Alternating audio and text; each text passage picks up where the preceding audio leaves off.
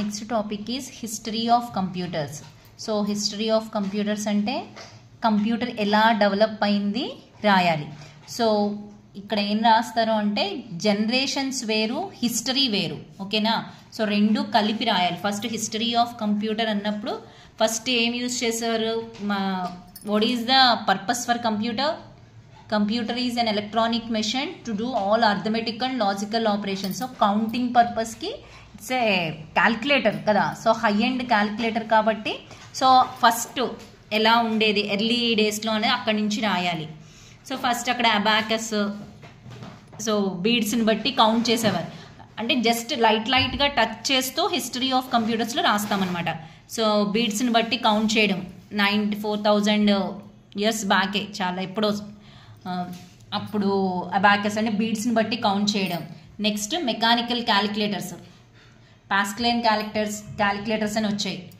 అంటే 17th to ఫస్ట్ది history చెప్తున్నాను నేను. హిస్టరీ అన్నప్పుడు first abacus,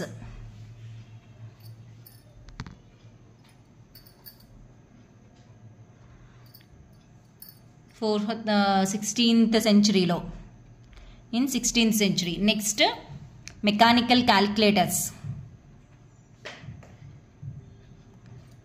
17th to 19th century చెప్తాం. Next after 19th century electronics enter అయిపోయింది ఆ సెంచురీకి. సో ఇక్కడ ఏం చెప్తామంటే ఎలక్ట్రానిక్ కంప్యూటింగ్.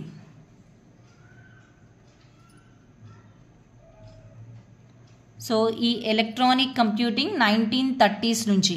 సో ఇక్కడ మనం జనరేషన్స్ రాసేయచ్చు. సో ఎలక్ట్రానిక్స్ కంప్యూటింగ్లో మళ్ళీ ఫస్ట్ ఇక్కడ ఏంటి, ఫస్ట్ వాక్యూమ్ ట్యూబ్స్. అంటే ఇక్కడ జనరేషన్స్ అనమాట, కంప్యూటర్ జనరేషన్స్ చెప్తున్నాం. ఇక్కడ నుంచి వాక్యూమ్ ట్యూబ్స్ ఇక్కడ నుంచి కనెక్ట్ చేసి మిగతా మనకు తెలిసినవి రాసేయచ్చు. సో వాక్యూమ్ ట్యూబ్స్ వల్ల advantages, disadvantage. It occupies large space, it requires high maintenance and required specialist అంటే ట్రైన్డ్ ఇంజనీర్స్. ఇవన్నీ ఉంటే కానీ కంప్యూటర్ అన్నప్పుడు యూజ్ చేసేవాళ్ళం కాదు. సో నెక్స్ట్ జనరేషన్ అంటే first generation vacuum tubes. Disadvantages mention చేసి దెన్ వాక్యూమ్ ట్యూబ్స్ 1930s తర్వాత ట్రాన్సిస్టర్స్. నెక్స్ట్ సెకండ్ జనరేషన్లో ఏం చెప్తాం మనం, ట్రాన్సిస్టర్స్.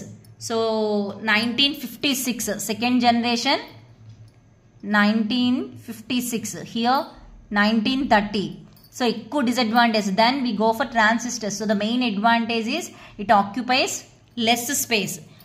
నెక్స్ట్ థర్డ్ జనరేషన్లో ICs, integrated circuits, more advantages and sophisticated, accessing speed high, cost little bit low, fast accessing capability. ఇవన్నీ advantages when compared with transistors. So IC means large number of transistors are fabricated on a single IC. So దానివల్ల computer size అంటే మనం దీనికి ఏది related చేస్తూ చెప్పాలి, advantages disadvantages కంప్యూటర్ని relate చేస్తూ రాయాలి. సో ఇక్కడ ఇది యూజ్ చేయడం వల్ల, వాక్యూమ్ ట్యూబ్స్ యూజ్ చేయడం వల్ల కంప్యూటర్ సైజ్ చాలా హై అయిపోయింది, పెద్దది. సో స్పేస్ ఎక్కువ ఆక్యుపై చేసేస్తుంది. సో ట్రాన్సిస్టర్ కాస్ట్ కూడా ఎక్కువ. బట్ ట్రాన్సిస్టర్స్కి వచ్చేటప్పటికి స్పేస్ కొంచెం తగ్గుతుంది, కాస్ట్ కూడా తగ్గుతుంది. కమింగ్ టు ద ఐసీస్ మన పర్సనల్ కంప్యూటర్స్ వచ్చేస్తాయి అక్కడికి. ఓకేనా? Next fourth generation. So third generation 1964 to 1971. So 1971లో micro processors. So micro processors and micro controllers. So ఇంకా సిస్టమ్ స్లిమ్ అయిపోయింది. And the final generation, fifth generation or future generation, that is current generation రాసేయండి. AI, artificial 20th century నుంచి. So once 20th century నుంచి AI develop అయింది. So ఇవన్నీ history of కంప్యూటర్స్లో రాయాలి. So ఇక్కడ theory పెరగాలి అంటే మీరు కొంచెం స్టార్టింగ్ హిస్టరీ అండ్ స్టార్ట్ చేసి ఎర్లీ హ్యూమన్స్ యూజ్ చేసిన, ఎలా కౌంటింగ్కి యూజ్ చేసేవారు, sticks. So they are used for sticks అని కొంచెం లైట్గా టచ్ చేసి ఆఫ్టర్ ఎలక్ట్రానిక్ కంప్యూటింగ్ దగ్గర నుంచి ఈ జనరేషన్స్ రాయాలి. ఓకేనా? Vacuum tubes, transistors, ICs, micro processors and finally artificial intelligence. So advantages 1 to disadvantages రాయండి, మాక్సిమం అడ్వాంటేజెస్ రాసేయండి. ఓకేనా?